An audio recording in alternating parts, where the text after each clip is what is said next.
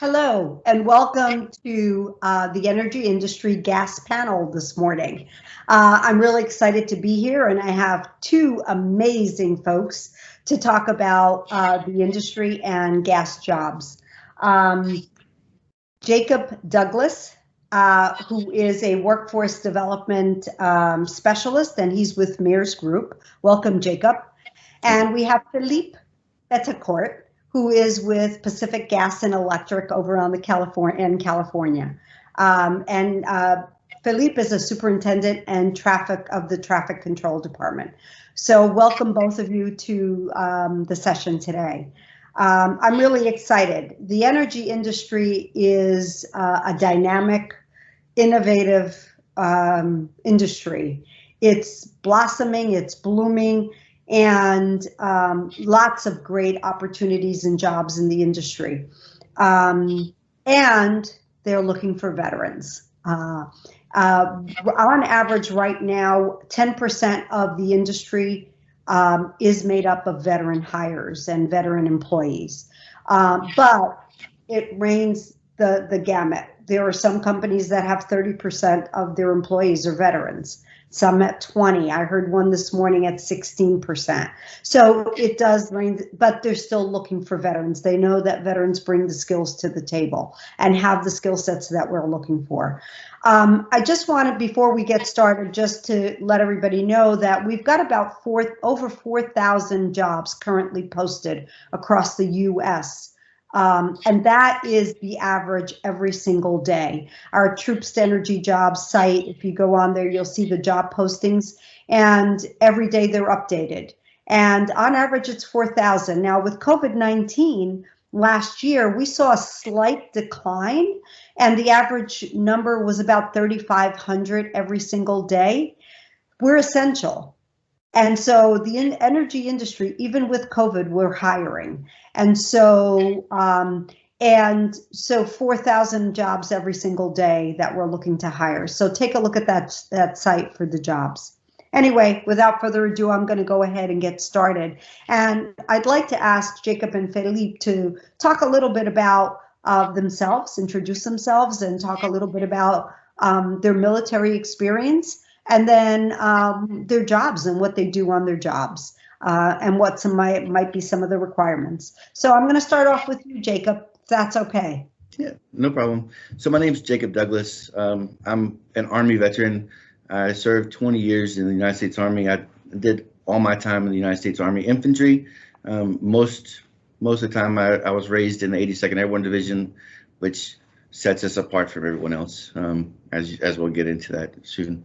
I was lucky to go through my time, go all over the world, experience amazing things that most of us can relate to, and then use the Army to get a college education. With that college education, I was selected for the Hiring Our Heroes Corporate Fellowship Program, which is an amazing program that Mears Group utilizes a lot now to reach out and grab veterans. And I was hired on as a workforce development specialist. To become a workforce development specialist, they were looking for a bachelor's degree, but military equivalent.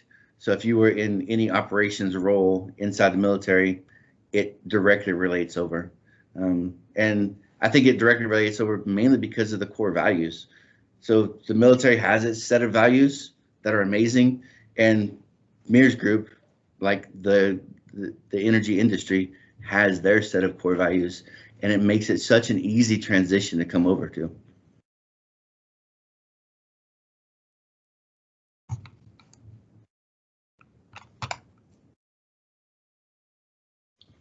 Hi, so my name is Felipe Betancourt. I served in the United States Marine Corps for 4 years, also in the infantry. I was a 0351 by trade, but as you guys know, in the infantry, we do a lot more than just one job. I was fortunate enough to do a couple Westpacks. I got to see the world, just like Jacob mentioned, right? We got to go all over the world, experience the hot deserts in Kuwait and the great weather of Hawaii, right? And so it was a wonderful experience. after 4 years, and I decided that I wanted to take on the world, right, and come out to the workforce. So I got out and applied for a couple of jobs here and there.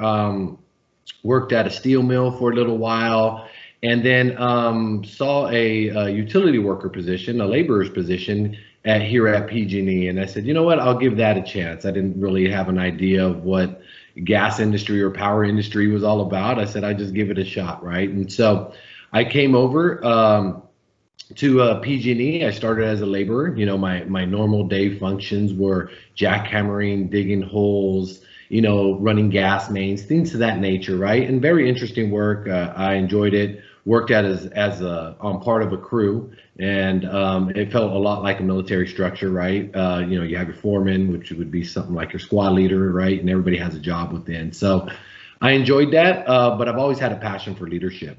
While I was in the Marine Corps, I earned the rank of sergeant, and I enjoy leading people, leading troops back then. So I know it was something that I wanted to do here within PG&E and be able to lead folks to accomplish a job task or a mission, right? And so with that, I started seeking opportunities. We had a grassroots system, which basically is a safety program that we have here at PG&E, and we get to work with crews, find out what the issues were, things of that nature, and I really enjoyed it.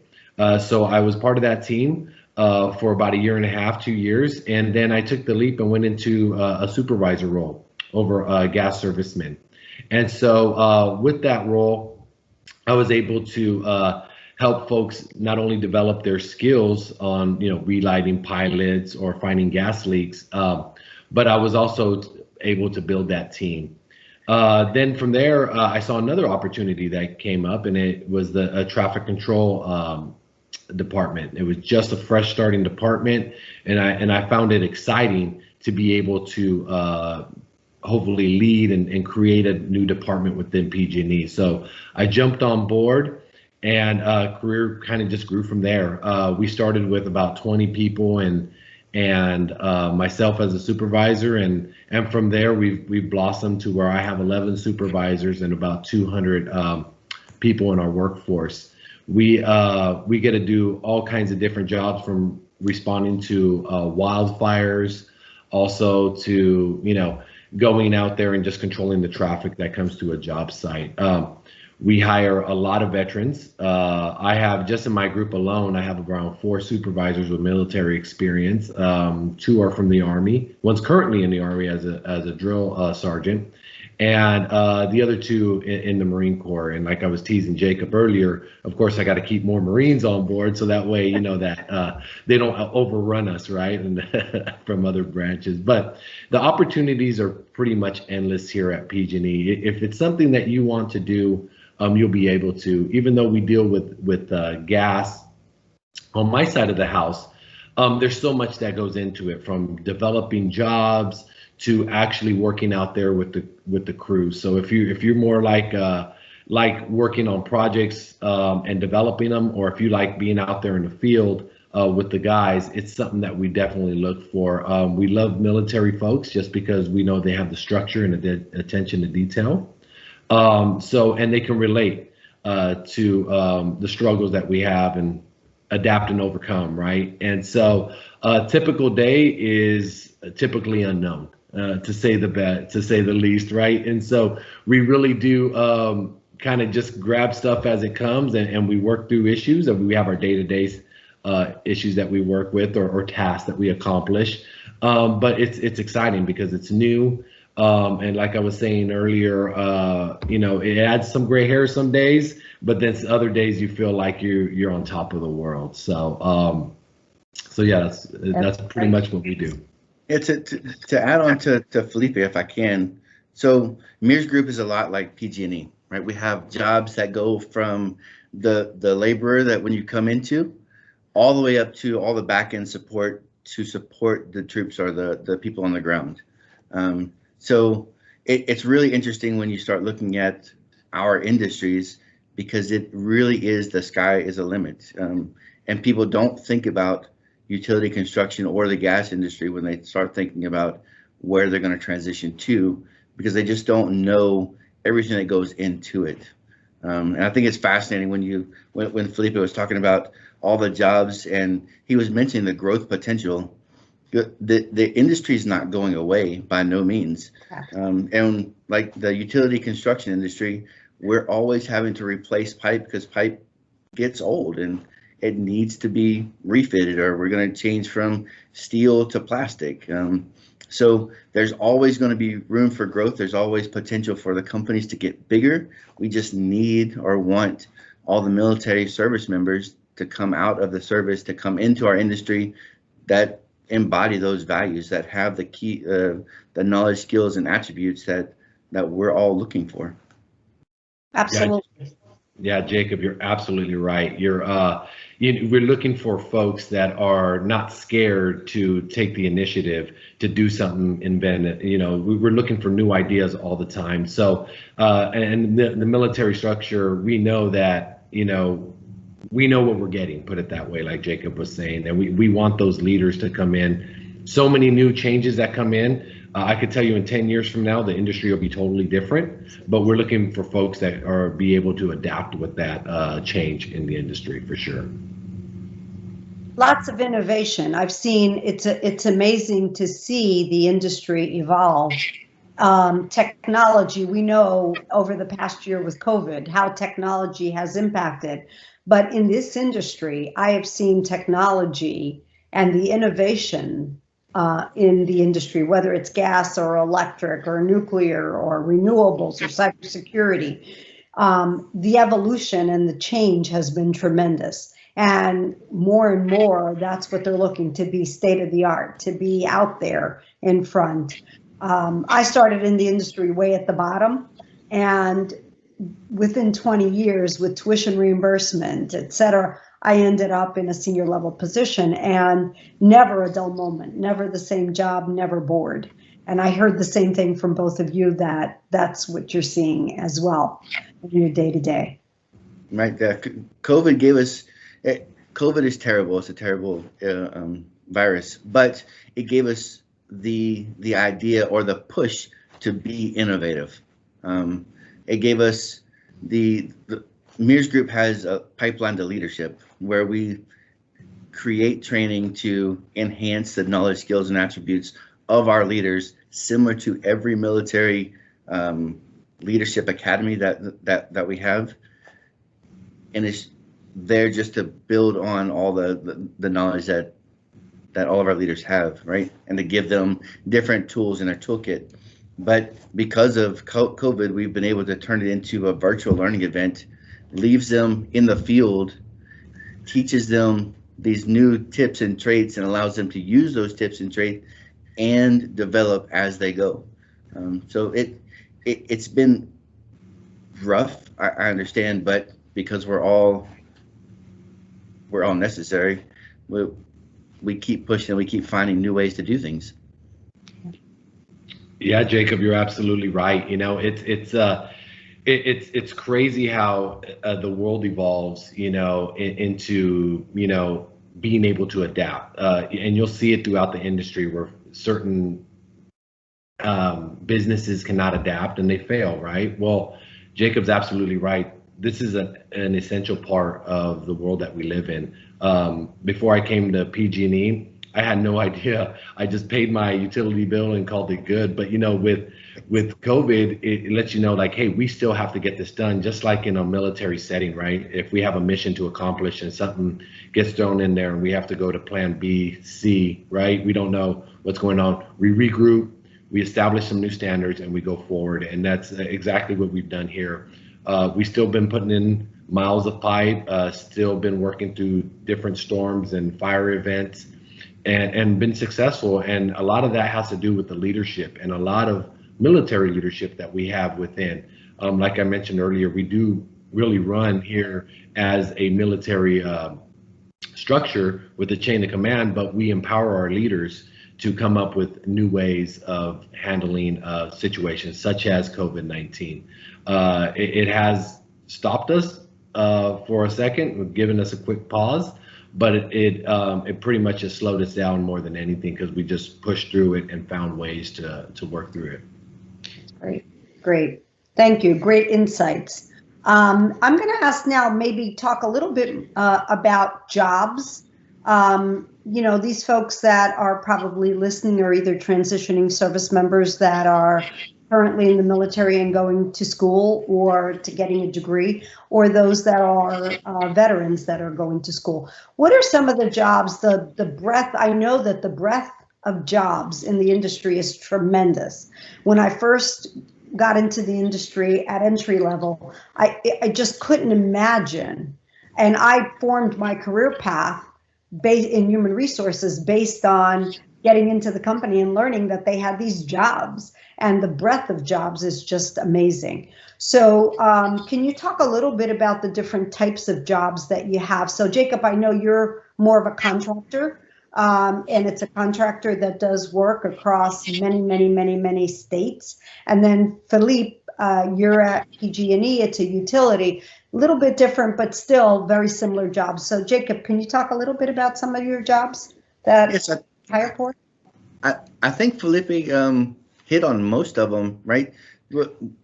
While we do have laborers, we do have fusers, we have heavy equipment operators, foremen, which are the squad leaders of the group, general foremen, superintendents. We also have all the support aspect too.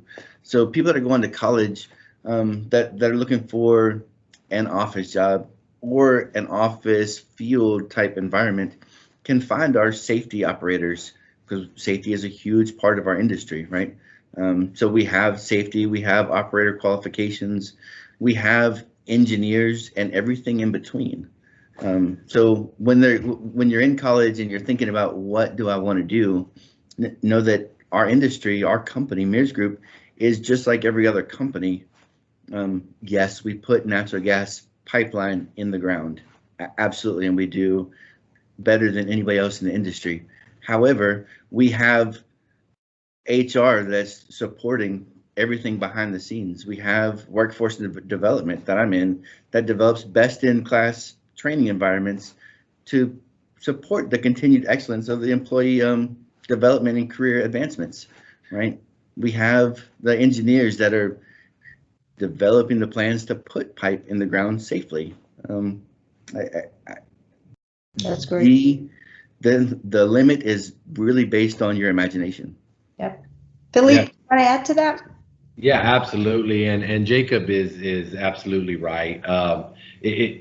Just put in a military perspective, you can't accomplish your mission in the infantry without the support that goes behind you, right? And so you could go, you can't fight the battle without the support, right? Because, and it's the same thing here. We could try to get the work done out there, but if we don't have the support on the back end to get the permits, to get that job packet ready, we can't perform the task. So it's a vital role. And Jacob's absolutely right. It's up to you what you really would like to work on, what really interests you. You know, if it's more of creating plans and working with cities and agencies, you know, we have a department for that. If it's working with the team to come up with a 5-year plan on the way the gas organization or electric organization is going to run, we have teams for that. If you like to be hands-on out in the field with your guys, learning what they do, making sure that pipe gets in there safely and on time, we have a path for that. If safety is your passion, we have a path for that. So it really is to what you want to do. And the best thing about working in this industry, and I can speak for PG&E in its entirety, is you'll come in thinking one thing, but you'll end up developing into something else. When I came to PG&E, I never thought I was going to be developing work plans and developing how we pay contractors and things of that nature. I never thought of that, right? But it's something that's interesting. You build these relationships. You manage, you know, millions of dollars worth of pipeline replacement or of spend, and you're the one that's leading that charge and finding the best ways to do that job. So you know, Jacob's absolutely right. It's endless. It's really up to what you would like to do, and no matter what you go to college for and what your degree is in, there's something here in this utility that you'll be able to apply yourself in. No, absolutely. And you think about why we look for veterans. uh, Veterans are one of the few people that can take an e-tool, build a fighting position, put it back in to where you've never seen it before and move on. We need the innovation to come in to give us a fresh set of eyes. Safety, I love hitting on safety, but it's huge. It's one of our core values. It's one of the values of almost every industry, right? But say you can take any NCO, any former NCO, and walk him into a safety role, and they'll pick it up instantly because it's just looking for deficiencies. It's making sure that people are doing the right thing at the right time with the right equipment. It's going to college is amazing, but it doesn't matter what your degree is because we already know that you can do all those things. And Felipe and I are probably put in positions because we can see what you did in the military, understand how to translate it over to the civilian side to our markets, and put you in a place that you will succeed because we know what you can do. Right. Yeah, absolutely. And it's something that we look for, right? We never want to be stagnant. Just like when you're performing your mission, you can't be stagnant. You can't stop. You got to keep on pushing forward. Same thing here. You're going to have roadblocks. You're going to have obstacles. And we're looking for folks that are able to push through those, right? Not give excuses why we can't get stuff done, but come up with reasons why we can get it done. And so that's something that we look for all the time. And leaders, we know can do that because that's what we do. We lead. And just to go back to Jacob's point, you know, a Marine can always tell where Army foxhole was at before. And we can take it a little bit faster and more efficient, but you know what? It's all good at the end of the day. We're sure that you can get your mission accomplished too. You know, it's interesting, but what I'm hearing too is that the degree gets that veteran in the door.